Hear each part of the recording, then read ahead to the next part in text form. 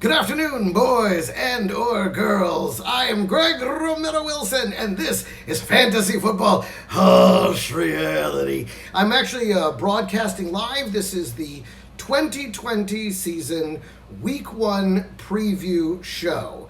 And JR Cruz, what's going on? Welcome to the show. This is going to be by far the strangest Week 1 we've ever had, not just in fantasy football, but in football in general, because of 2020, year of coronavirus, and consequently, all of preseason was scheduled. The whole year was canceled, rather. Robert, welcome to the show. Sarah, Big Rob, what's up? So everything's been canceled. Our whole lives have been canceled. But somehow they've managed to. Robert Torres says, "Go Hawks." I'm assuming you mean the Seahawks. And, listen, they might have a good season. I expect, fantasy football-wise, I expect an incredible season out of DK Metcalf. That's a guy, and I didn't get him in any. I only played 2 leagues this year because it's already such a strange season going into it. So, thank you, Eric Seifert, for calling this the best fantasy show ever. I clearly, listen, teachers, I'm going to say thank you. In my young career as a comedian, people would come after me on shows like, "That was great, that was amazing." I'd be like, "Yeah, but I should have done this, and I was trying to do that, blah, blah, blah." And I'd always kind of downgrade it because I like most comedians, have self-esteem issues, and I have problems taking compliments. But thank you very much. Kabir Singh, welcome to the show. I wanted to have you on originally, but you know what? Time dictates. The season starts tomorrow. And I don't know about you, in this odd year that we've had, where everything else has been canceled, but NBA managed to pull it back together, MLS pulled it back together, NHL pulled it back together, and I'll say this, Major League Baseball, while they fucked up royally, I think they really did kind of expose many of the ways that the football season could get fucked up, and I think that may have been a good thing. I think the football players were able to look at MLB and be like, well, listen, we can't play triple headers, okay? We can't play 2 games in 1 week. So we can't do what these dumb fucks did over at MLB. So I think in that way that was good. Which I think they're still playing. It's amazing. Even in a pandemic with nothing else to do, still don't want to watch baseball. Still means nothing to me. Although, congratulations to the Dallas Stars, who are in the Western Conference Finals of the NHL, playing the Las Vegas Knights, which I know, the Golden Knights, which so many of my friends in Las Vegas are big fans of. So, yes, Aaron Pulliam, my cousin, is here. And listen, I didn't do the 3rd league this year because this is such a weird season. And last year, in the league that he and I were in that league, because I'd done so many things that I wanted to do in my 2 main leagues, I went with an all-redemption team. Like, I had Le'Veon Bell, Leonard Fournette, the Jaguars defense. Like, I went with everybody I thought might rebound in a big way, and all of them went out there and blah, blah, blah, blah. Yeah, sucked giant donkey dicks, as they say in the business.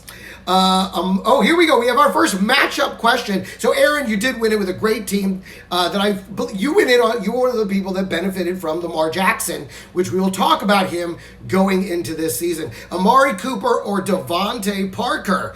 Wow. I got to tell you, honestly, I think Devonta Parker, because it will be Fitzmagic starting, and those two have incredible chemistry. Amari Cooper now has a 3rd mouth to feed in CeeDee Lamb. I honestly kind of feel safer because he really has nobody else to compete with. I mean, there was that one other receiver that everybody's big on over there, who I forgot his name, like Phillip Williams or something like that. But believe me, the chemistry is there with Devonta Parker. Honestly, this week, strange. But again, thank you, Eric. But again, let's talk about this weird season, how bizarre it is, and what it means to Week 1. Because every single year in Week 1 in fantasy football, I say Week 1 is an aberration.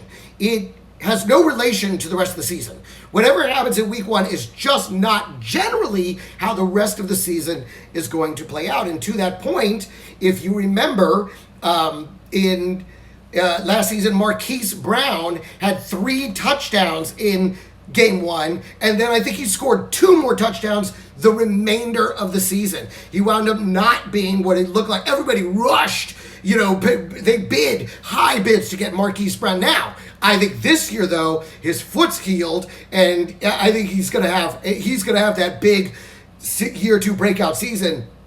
I mean, you got to remember, this is Antonio Brown's cousin, so he's coming from a pretty talented football lineage there. But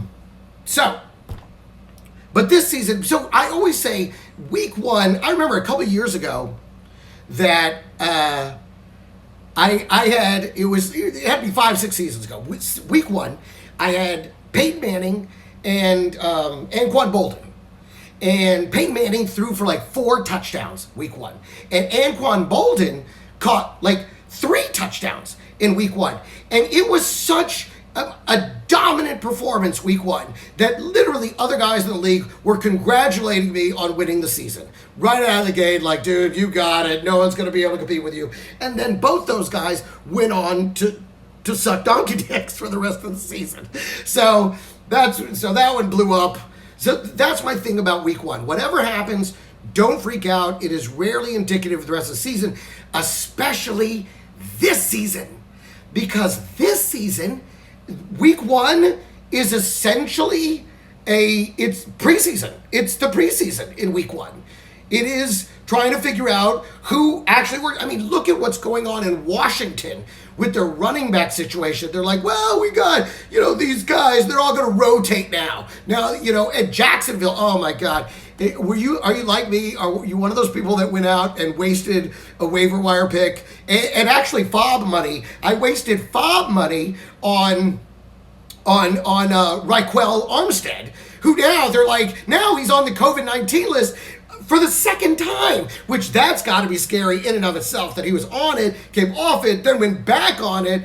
I don't know what's going on with that guy, and they don't know what's going on with the running backs. Again, this is definitely a preseason game for so many. Tampa Bay, they have no idea what their actual game chemistry is like. All they have is practice. They have nothing to go on. So there's going to be a lot of growing pains. There's going to be a lot of people that they are saying are going to be the starter now, may not be the starter. Even in the Rams, they are not just handing it to Cam Akers. They're going to start Malcolm Brown, who I picked up for half a minute because they were saying he was going to be the starter, but it's like you kind of already know what you have in Malcolm Brown, which is a very good guy, but is he going to, is he going to come out and shock the world, which maybe he will. That's the thing. So to me, it's Christmas in that we're opening presents. We have no idea what's really in there, and it's just going to be like, surprise, I can score or I can't. I love it. Gerard Cole. Ew, auto draft is for pussies. You're right about that. Auto draft is for pussies. Thank you, Gerard. I'm glad I didn't have to say it. Thank you for saying it. Josh Allen or Carr. There you go. There's auto draft. It gave you David Carr, which is undrafted in any league anywhere ever. So you have to go with Josh Allen. I don't think that's a question there. And they were going up against the Jets, which is a fairly favorable matchups. The Jets isn't the worst defense, but they're the best defense. I wouldn't go. Nobody's drafting and starting the Jets defense, so I think you got a pretty good chance. Bill Seifert coming in. He goes Kamara, Elliott, Henry, or Michael Thomas at the number 2 pick. I mean, for me, if you get Zeke Elliott, you take Zeke Elliott. I think he's going to have and I'm not just saying that because I'm wearing a Cowboys cap. People forget about how great he is because he consistently puts up great seasons, and so people forget about him. But keep in mind, he's been the rushing leader, I think, 3 out of the 4 seasons. In the one season he wasn't, he served a 6-game suspension and still ran for around 800 yards. So for me, Elliott all day. Plus, talk about how with Amari Cooper, having CeeDee Lamb, the other mouths to feed, might take away from Amari Cooper. Having that kind of passing attack is only going to open up the game for Elliott. For me, Elliott or Derrick Henry, I can't stop loving you. I can't. You're just too exciting to watch run. And you know what? The beautiful thing about him is that I had been talking up Derrick Henry. If you paid any attention to this show, I've been talking about since he was a rookie, and he never got a chance. And then finally last year he got his chance, and he did everything I told you he was going to do. It was exciting as shit. And if there's one thing I love being right. Let's see. So you think Cam will use Edelman? Gerard Cole with a good question here. Well, again, this is our preseason. That's another team that we don't know. That's the thing about wide receivers. They are so quarterback chemistry dependent, and you just don't know who that quarterback has connected with in practice. We didn't have any open practices. We had all closed, so it's just a total mystery in terms of what's going to go on there. You would think that it would be Edelman, but you don't know. For all we know, Cam is like, I don't want to throw that route. I don't like those short passes. So it's tough to say. Edelman is the major talent, though, at wide receiver. It doesn't seem like there should be anybody else that Cam's looking at. So you would think yes, but at the same time, again, who knows? Surprise! That's where it's all going to be such surprises. They're going to be like, surprise, it's in Keel Harry. We just don't know. But let's go through the games. And obviously it starts tomorrow night, which, praise Jeebus. Thank you, Lord. Thank you so much for this, the gift that is the NFL. And listen, I was appreciative of NBA. I've been enjoying the NBA. I love watching my Luka Doncic and the Mavericks play very well, play above their abilities, quite frankly, and having a great season. So that was fun to see. It was tough to see him get, although what the Clippers did to him in Game 5, that was one of those ones where you just wanted somebody's mom to go in there and stop it, Just leave him alone. And you could see it in Game 6. It totally reflected in Game 6. They were mentally so defeated. That's right, Carla Birch. That's the hat. There it is. Cowboys classic, 90s styling. You know it. You remember seeing Jimmy J in one of these babies. This is the way it goes. So let's start with week one. Obviously, Thursday night. So, anyways, I was happy to see basketball. Love basketball, watching that. I'm enjoying the Stars still being in the Western Conference Finals in NHL. Again, baseball, who cares? And then, but now this is the big one. This is what everybody. Football is number one, and it's number one because traditionally, in August, baseball, during the dead part of summer, once everything else finishes, they dominate the ESPN news. But then the second football even starts doing preseason, preseason becomes far more prevalent on the sporting news than the baseball, which is actual games being played. So let's start with the first game, Houston versus Kansas City. Now, obviously, Kansas City should rock Houston in this one. Because what does Houston have? Again, talk about surprise! Now, again, not knowing, that surprise could be a good surprise. It could be that David Johnson shows up and has that amazing season that, we expected him to have 3 years ago when he came off the big breakout year, and then he injured his hand in game 1, and then he stunk, and they replaced him with Kenyon Drake. So maybe this chip on his shoulder, it pans out, and maybe he comes out and runs for 125 yards and 3. Who knows? But if, aside from, that highly improbable event happening, they gave up Nuke Hopkins. Will Fuller will probably be injured by the third quarter. Brandon Cooks, he's already got a small injury too. Mike Satera, good to see you. Amy Hunt Evans, good to see you. So there's all these question marks. Deshaun Watson, for as talented as he is, he can't throw the ball to himself.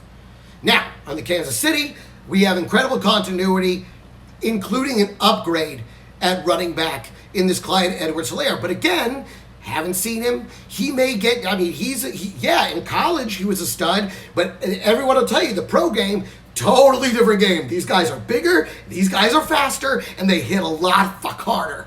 So he may get out there and then we don't know. It could, surprise, he sucks. But probably not.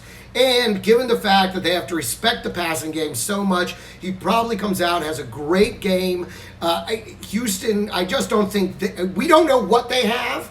And with so many things to work out, I think it's going to be a pro game versus a preseason game. And I think Houston gets their ass whooped. I think Kansas City covers the spread, which I think is sitting at 9 points. And I think Kansas City beats that. I think they beat them by probably about 13 points. Maybe more. I think it's going to be a real shellacking. And the KC defense upgraded over the offseason. So again, I think Houston they just have so much that they need to figure out. I just don't see any way they can win that game. Philadelphia at Washington. And listen, I'm going to tell you this right now. Washington is going to win this game. Okay? Now, nobody believes in their quarterback, that kid from Ohio State, but he did really good coming down the stretch. And Philadelphia is just injured across the board.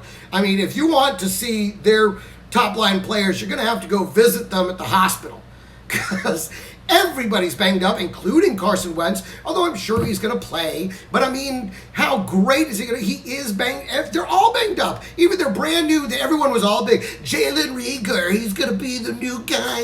And I didn't buy it. I didn't like it. And he's injured, too. Alshon Jeffrey might be their healthiest player because he's finished being injured. And just like Will Fuller, he'll be done by the third quarter.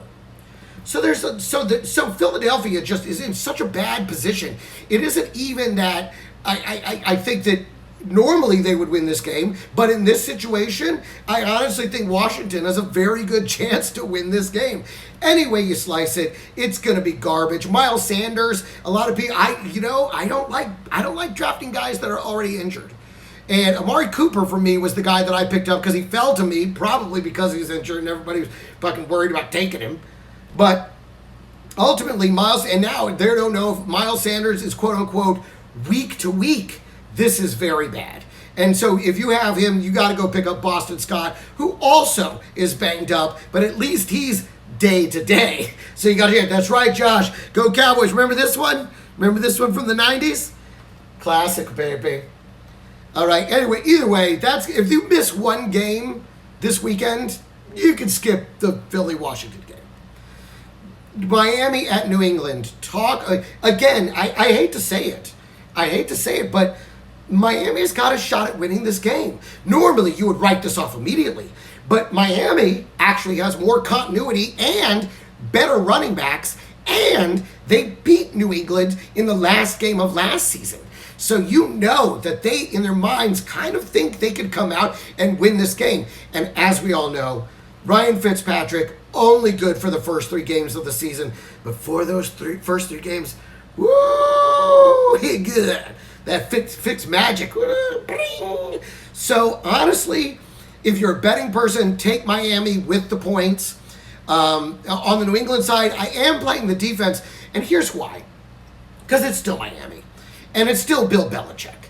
And I know they lost a lot of people on the offseason who took the opt-out. They lost Dante Hightower. But I'll tell you some guy they didn't lose, Stephon Gilmore. And if there's one person that knows how to find the next man up, it is going to be Bill Belichick. I still like this defense to be able to throw up some points and possibly, and if they do win, it will be because of it. Now, again, let's talk about surprises. Cam Newton, surprise! He's old and terrible. Who knows? I don't know. We got a question here. Jordan Howard, Chris Thompson, or Antonio Gibson? Yeesh. Oh my God, Dave Kerr, that's a dumpster fire right there. I would say because it's with all likelihood a PPR league, I think Chris Thompson. And the problem with Jordan Howard is he starts real slow. He's like a Derrick Henry type, who you got to give him the reps to now. And then they brought in Matt Breda.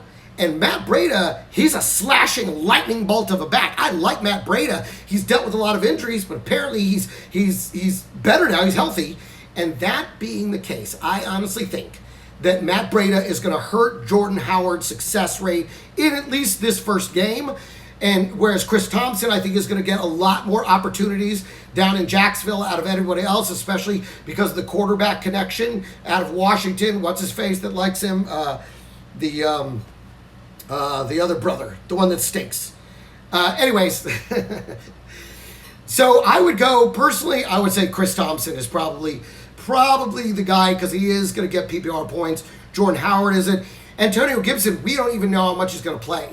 You know, they got him right now behind J.D. Mckissick. And let me tell you something about J.D. Mckissick. Talk about surprise! J.D. Mckissick, here's a guy I've always liked. To me, he's kind of a low grade, the guy out of Minnesota. Why are all these names escaping me now? Probably because I smoked a little bit of weed earlier. But you know what I'm talking about. He's kind of like that. He's a slashing back, and when he gets going, he's real fast. I actually like J.D. Mckissick. And of all these mystery guys that may or may not start, Malcolm Brown, Chris Todd, whoever, I got to tell you, J.D. Mckissick, in my mind, is the guy that might actually shock the world and be the big surprise of the weekend when he comes out and shows that slashing ability. Let's see here. Patriots defense or the Bears defense? Well, as I said, the Patriots defense, I mean, they're up against Miami. And Detroit, listen, they're coming back strong. Kenny Golladay, Marvin Jones Jr., and, of course, Matthew Stafford. Dalvin Cook. That was the guy I was trying to think of earlier. He's like a low-grade Dalvin Cook. I'm telling you. Wait till you see him. This is his shot. This is his shot. This is his big fucking 8-mile moment. You know, I hope he's listening to that. If you had one shot, one opportunity to get everything you ever wanted. You've been cut by 3 other teams, motherfucker. This is your chance. This is his chance. Thank you, Tim Bateman. Yes, Dalvin Cook. So the Bears defense, I think they have a tougher matchup at Detroit against a Matthew Stafford team now, but they have more continuity on defense and, in fact, got better because they got Robert Quinn from the Cowboys. I think you have to go with the Bears defense on Sunday. Fewer question marks, bigger improvements overall, and Detroit generally, you know, I mean, they can be lackluster and very susceptible to a good rush defense. So I like Chicago over the Patriots in that matchup. John Johnson, though, he says, and listen, I'm playing the Patriots, and I had the chance to pick up Chicago, but I'm sticking with the Patriots for this weekend myself personally, but I don't have to choose between those two, because it would have required dropping the Patriots. And again, I want to open that present and see what Bill Belichick has for me this Christmas Sunday. Harsh reality. That's right, Renee Garcia. That is the harsh reality. Moving on, Green Bay at Minnesota. I think this is a great game for running backs. In particular, I think Aaron Jones probably has a little bit tougher road to hoe versus Minnesota and that defense, which also upgraded. But Minnesota, you know, Dalvin Cook, he's going to have a good matchup. But, you know, this is the thing. Here's the harsh reality about Dalvin Cook. Listen, last year he had that great season. But other than last year, he just gets injured all the time. And when he gets injured, it's not like, oh, I tweaked my hand, let me ice it, I'll be back at, no. He's gone. It's bring out the cart, stabilize the leg, put on the air cast. His season's over, every player's kneeling, you know, that's what happens when Dalvin Cook gets injured. So I don't think that Dalvin Cook I do like Dalvin Cook. I love him. I think this is a tough season. It's a reason I didn't draft him in any leagues because I feel like he's due for a big injury at some point. In this game, I think he has a big game. I do like Devonta Parker. I like the passing game on both sides of the ball in this one. I think Adam Thielen, listen, let's see if he gets back to form. Again, let's see what's in the box. What did I get? I ordered a Thielen. Oh, he's back to Thielen, 2018. Who knows? And yes, John Johnson, he's like, it's Miami. Pats will probably score 3 defense TDs. Listen, if we had just had any kind of a preseason for these guys to gel, but with the new pieces that the Pats have on offense and defense, and with a Miami team that has a lot more consistency going into this season, I'm afraid that is not where it would normally be a foregone conclusion. It is far from a foregone conclusion going into this weekend. But listen, I'm playing them too. I'm still rolling with them because I believe in Bill Belichick and that defense that much. Indianapolis, Jacksonville. Here, let's talk about these surprises. Oh my God. Who's the running back going to be in Indianapolis? As you know, Indianapolis, the number 1 offensive line. So, of course, you wanted one of the running backs. I was never in a position to get Jonathan Taylor. Again, I only did two. But Jonathan Taylor didn't come up for me in either one of them. But I did grab Marlon Mack, who was way down the line.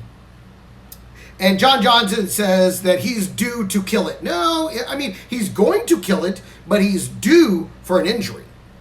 But Jonathan Taylor didn't come up. But again, we don't know what he's going to do. Yes, he was incredible. We've seen a lot of these big name. Remember P. Ryan that came out and they're like, oh, he set all these records. He's going to, I mean, what's his, the one from Texas that the Saints and Ditka gave up all of their picks to get him. And then he came out and was just okay. I mean, it doesn't always translate. It doesn't always just because you so. And with Marlon Mack was very good when he wasn't injured last season. And if he comes out and he does well, I would say that Jonathan Taylor may not be the lock to take over the running back position. If anything, it may work its way into a committee. Let's see. I'm hoping for Marlon Mack, but it may be committee. It may be Jonathan Taylor. A lot to learn. And again, they're talking about it's basically an entirely new offense in Indianapolis. Phillip Rivers is now the quarterback, and I mean personally I think Phil is going to have a great season. If you can get him as your backup quarterback, I think you should get him. He's sitting there on a lot of waiver wire lines. If you don't have a backup quarterback, I'm one of those guys. Yes, Jonathan Gregory Mack was a steal in this year's draft. I think so too. I think Mack is going to show up, and I think, of course he's heard all the chirping about Jonathan Taylor, and he's knocking everybody. Okay, and he's going to come out and do what he's done, which is be incredibly consistent and incredibly underrated, and we'll see if Jonathan Taylor can take the ball out of his hands. Tim Bateman says that Taylor has dropped a lot of balls in training camp. Apparently, they're not happy with him. See, again, I haven't seen that. All I've heard is that everybody's been blown away by him. So, and this is this is what makes this basically a preseason game that unfortunately counts for everybody, because we don't know. We didn't get to see it. And yes, if he comes out and drops the ball, he might have one great run and then drop the ball. Guess who's back, baby? Marlon Mack. Return of the Mack. Listen, if he turns into a baller this season, I'm playing that song every broadcast. They're going to play it every time he takes the field. It'll be amazing. Jacksonville, oh my God. They are, boy. Clearly this Gus Marone guy, he's convinced the owner, Shah Khan, I think his name is, that, he needs to build his culture. I need to build my culture. I don't want anyone in the building that isn't here to be part of the Jaguars, because look, he got rid of Ngakoue last year. He got rid of Ramsey. Now he gets rid of Fournette, and then he went out and insulted the shit out of Fournette. Which, if you held on to him and have him in Tampa Bay, talk about playing with a chip on his shoulders. We're going to get the best Fournette available now, because the way that Marone shit all over him on the way out the door with that, we couldn't get a 4th round, couldn't get a 5th round, couldn't get nothing for him. Nobody wanted. That lit a fire under my ass, and he wasn't even talking about me. So. Jacksonville, although I do love Gardner Minshew, I think Gardner Minshew is an exciting, so I like him, and I love DJ Chark this weekend. I think those guys, even though Indianapolis has a very good defense, and I love the Indianapolis defense to actually get some sacks, get some stops, and Jacksonville, they're going to be throwing every running back out there, but it looks like Chris Thompson's probably going to be about the main guy, so we'll see. He might be the best bet, but really I would stay away from all of them. I would go with DJ Chark. He's the one guy I like on Jacksonville. Indianapolis side of the ball. Listen, again, T.Y. Hilton, until he gets hurt, I think T.Y. Hilton has a shot at really doing some fun. Some with Phillip Rivers throwing him the ball, I think he could. If you look at what he did with Keenan Allen, and I think T.Y. Hilton is faster than Keenan Allen, I think it could be electrifying until, quarter 4 when he pulls his hamstring, as he's prone to do. Thank you, Denise LaFrance Okinaga said, I just came here to say your hat is the most beautiful hat in all of the land of hats. Thank you very much. It is a classic. I actually lost it in a bet with a friend, and he's never collected. Luckily, so I've been able to keep that. But ultimately, I think I still owe him this hat. That's right. I heart bacon. Bacon doesn't heart me, though, and I really don't get to eat it as often as I used to. But when I do, man, I'm like, And for those of you just listening to the audio version of this podcast, I'm wearing a shirt that says I heart bacon on it. Okay. Chicago, Detroit. We kind of already caught Chicago. Again, another team that is completely effed up when it comes to the running backs. You know, they kept David, not Armstrong or whatever that guy's last name, but the guy that was such a disappointment last year, they were counting on him this year. Now he's already injured. Now it's back to Tariq Cohen, who I drafted him because of that. I was like, well, you know, let's see. But then I've never really liked him, and so I went ahead and dumped him and picked up Sony Michel. Because Damian Harris got injured. Talk about another mystery over there in New England. But now that Damian Harris is on IR, I was like, all right, let's pick up Sony Michel. Montgomery, thank you. David Montgomery. That's what I was thinking of. And I just, you know, he's injured again already. So Chicago, they got trouble. And again, now with their quarterback situation, oh my God. Talk about a gag gift. Talk about a white elephant gift. The quarterbacks in Chicago, if you're waiting to see if it's Trubisky or Foles, you're getting a lump of coal in your stocking. That's what you're getting. Now, John Johnson thinks that with Terrell Williams out, Hunter Renfrow is going to have 100-plus catches. I wouldn't count on it. And I will say this only because I like Hunter Renfrow, but I have yet to see anything from his game out of college that's translating into the pro game that's going to tell me he's the next Edelman. I ain't seeing it. I ain't seeing it, man. But listen, yes, with Terrell, the one that I think is going to break out is Ruggs. And of all of these rookie wide receivers, I think Ruggs, because of that Terrell Williams injury, is absolutely the best positioned to go out there and with the speed and capability, much more athletic than Hunter Renfrow. I think, if not in game one, talk about another one that I drafted him. I think I have him in both my leagues. And I think he's the only player I have in both leagues is Ruggs. And I have CeeDee Lamb in the other one. But I mean, you're going to, Ruggs. I really think Ruggs has the best opportunity to be a star and wide receiver one this season. Edwards, Ruggs. Ruggs, I think, is absolutely the guy in that LV. And Carolina, here's the other thing. Okay, so I had first pick, right? I had first pick in one of my leagues. And, of course, all the experts are saying, of course, Christian McCaffrey. Of course, Christian McCaffrey. Got to go to Christian McCaffrey.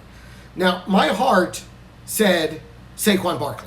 I think Saquon Barkley has. Hey, Marcus, how are you, brother? Good to see you, man. I love those bells that you ring. I really do. I love that part. I love it. I listen to it. If you guys aren't familiar, go check out Healing with Marcus on Instagram. He leads meditation classes right there on Instagram, totally for free generally. He has paid ones that I guess are longer, but follow Healing with Marcus. Just the bells at the beginning, it's just so cool. But back to Carolina, I went ahead and again, you know, he gets Jason Garrett, who Zeke Elliott's best seasons were when Jason Garrett was the offensive coordinator as well, when he was calling the plays. So now he's up there in New York, and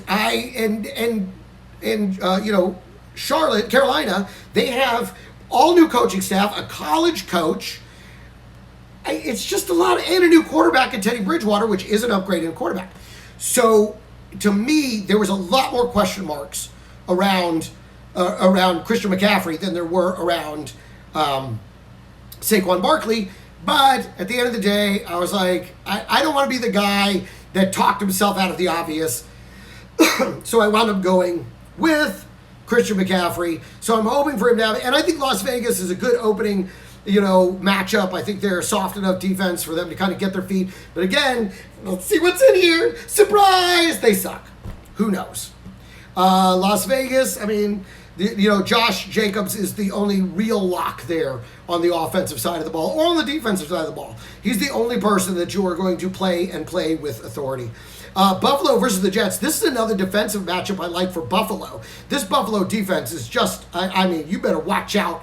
I think they're in a great position to be the number one defense this year, going up against a Patriots team that is in complete rebuilding mode, going up against Miami team, which is still ultimately Miami, and going up against the Jets team, which is still the Jets. I mean, Adam Gase still doesn't know what to do with Le'Veon Bell. He's still wasting one of the best running backs in the league. And I said it last year. I said if anyone could ruin his comeback, it was Adam fucking Gase, and he fucking did it. And then he didn't throw enough of a fit, because obviously he already threw one fit at the Steelers, so he didn't want to throw another fit. So instead of throwing a fit and get himself traded, he's having to play another year until Gase finally gets fired at the end of this season, which is absolutely going to happen. Barkley's strength of schedule is tough for the first season. That's what Tim Bateman's saying. But listen, I don't care. I think Barkley is going to establish himself as a future Hall of Famer this season, much like Zeke has. I think this, although I really do. I think Saquon's going to show the world some Walter Payton level fireworks. That's what I'm saying. Start Josh Allen or Drew Brees. Drew Brees all day. I'm starting Drew Brees. And I think, especially going against Tampa Bay, they're at home. I think Tampa Bay is going to be trying to throw the ball a lot. I think it's a total firefight. I think it's a high-scoring game, and I think Drew Brees, I mean, especially now that he has Emmanuel Sanders. Listen, he has yet to have, this is going to do so much for this team, because Manny Sanders is fucking electric, and he's still got wheels. He's still got some tread on the tires. I think this is going to be, with Jared Cook, and I think it's going to line up to be a great day for Drew Brees, and Tom Brady too, because he's going to have to throw the ball to keep up. I think he's going to have to absolutely be slinging the ball, and he's got the receivers to do it. I think for the quarterbacks, it's going to be straight fireworks, big-time scoring all day long. For me, no choice, no contest. Drew Brees over Josh Allen. Although Josh Allen will also do great. I think he's got a great matchup against the Jets. I think that upgrade, I love Stephon Diggs. Stephon Diggs is what I went out and got, because I think that matchup, I know he's got John Brown. John Brown, let me tell you something about John Brown. John Brown ain't no Stephon Diggs. Stephon Diggs, he's going to be wide receiver 1, day 1, A1, market.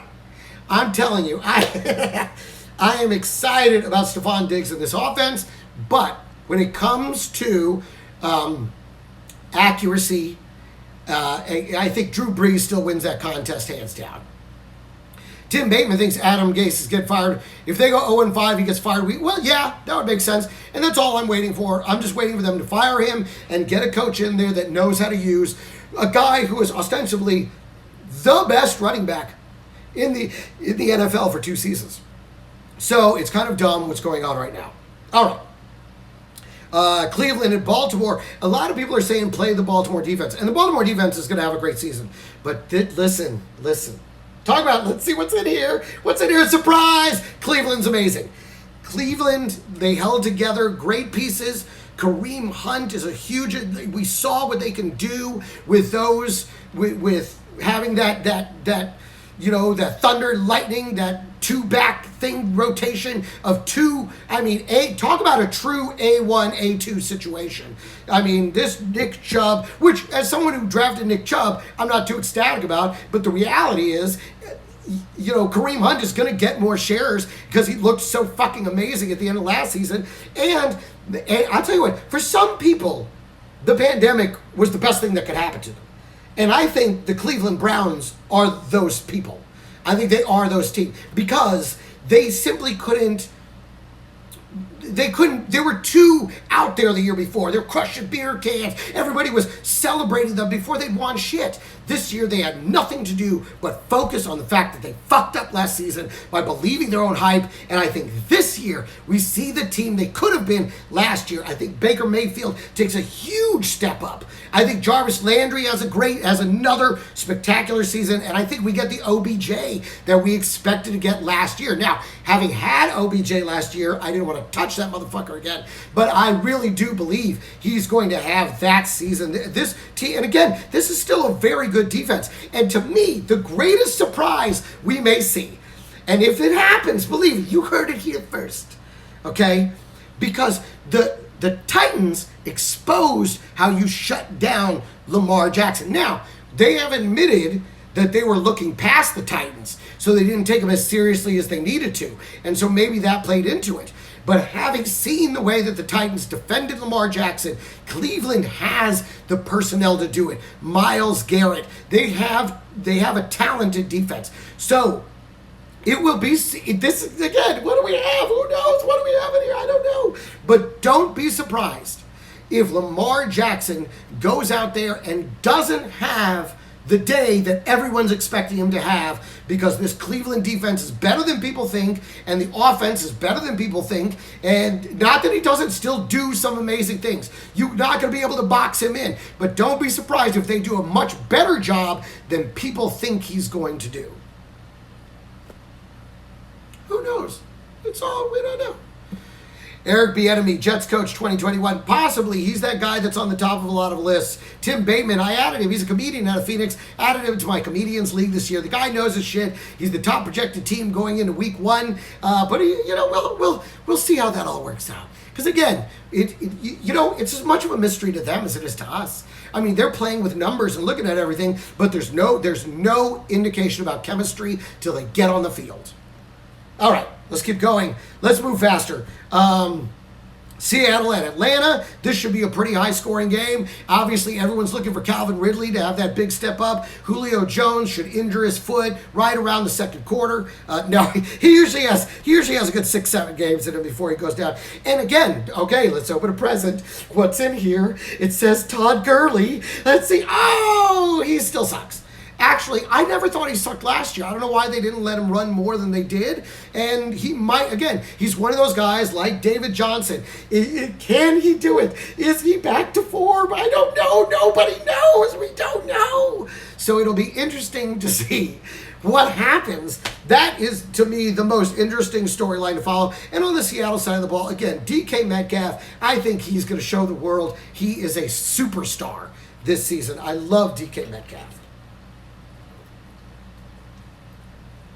Chargers at Cincinnati. Man, woo! A lot of presents, a lot of surprises under the tree in this one.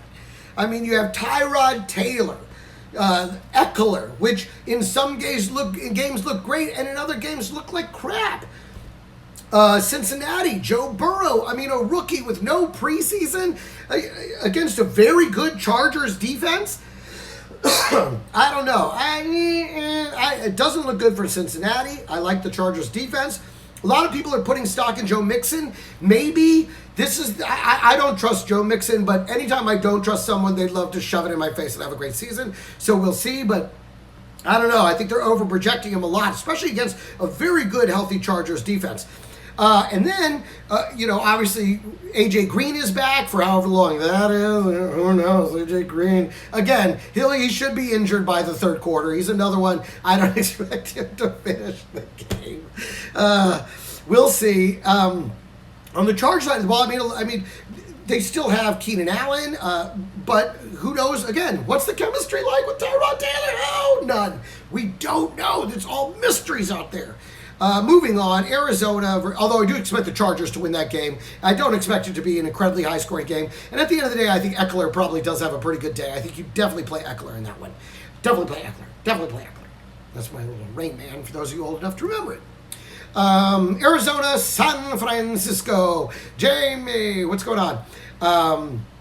Listen, I love this one, and I like it. Arizona is going to be playing fearless, and last year they put up points against this San Francisco team, and I went and benched Kyler Murray because I thought he was going to have a terrible fucking game, and he went out there and scored a bunch of fantasy points, had like 25 fantasy points versus this team by scrambling, by throwing it downfield. Now he has Nuke Hopkins. I'm telling you, don't be surprised. Again, much like Cleveland might upset Baltimore, Arizona might upset San Francisco out of the gate. Now, the one thing really working for San Francisco, obviously they still have that great defense, and let's see what they do with Raheem Mostert. I mean, now they have 4 of these running backs, including Jerick McKinnon, someone they gave like $28 million to, and he has yet to play a game for them. Okay, so let's open it up. Who's the running back? Oh, look, it's everybody. So it's all very, who knows what we're going to be getting out of that one.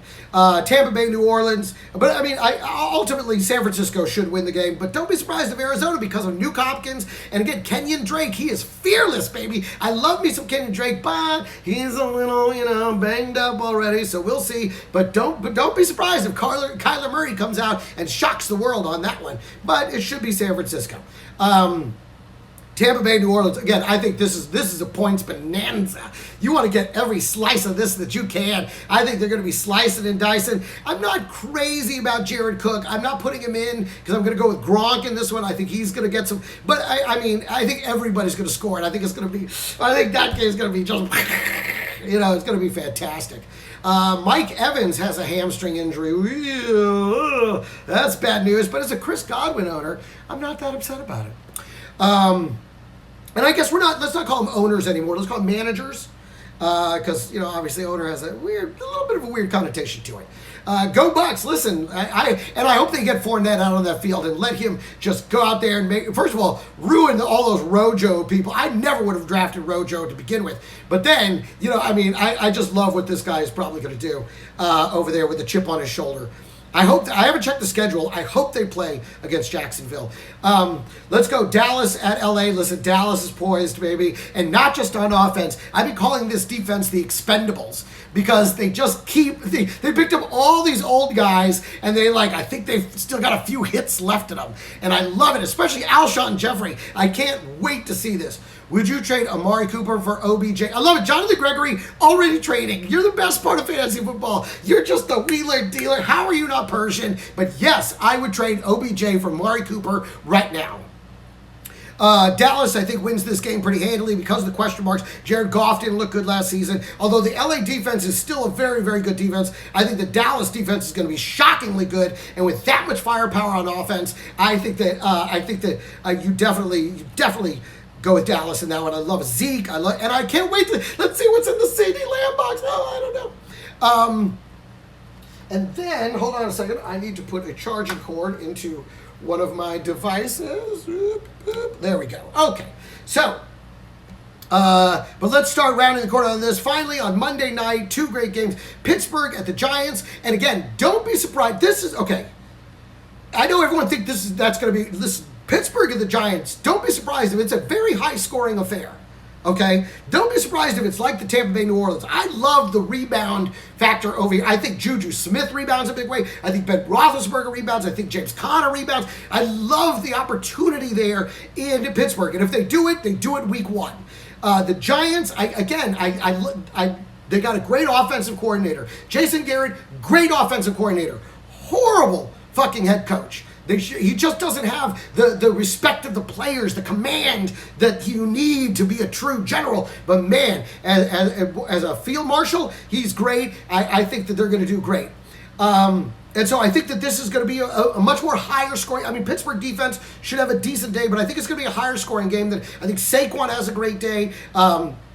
And I'm looking forward to seeing Darius Slayton if he steps up and kind of bumps some of those other, the Sterling Shepard and Golden Tates out of the way, because I think he can do it. I think he has the chemistry to do it with that guy, whatever his fucking name is. And then the game that I will be loving the most, Daniel Jones. That's his name. And then finally, Tennessee versus Denver. Oh man, Derrick Henry, sweet baby D.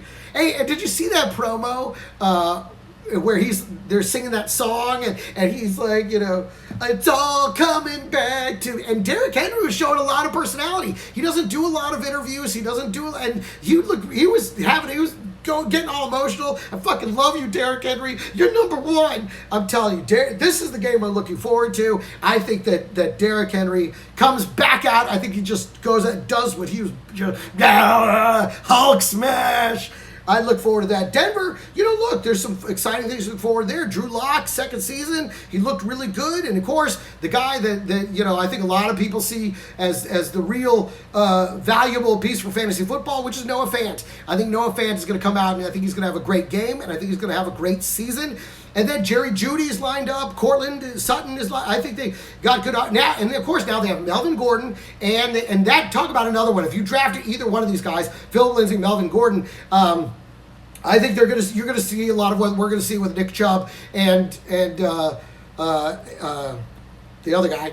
And it's a lot of, who's going to be the guy? Who's going to be the guy? Oh, I don't know. It's both of them. It's both of them. Who knows? Surprise. It's so many surprises going into this season. But with Tennessee, Derrick Henry's going to run the ball. And listen, A.J. Brown might be the guy. We will see. Let us see if he's the guy. I think he'll have a good season. I don't think it's going to be as good as he's been drafted. But, because, anytime you pay, here's my one concern with Tennessee. Anytime you pay Tannehill, he sucks.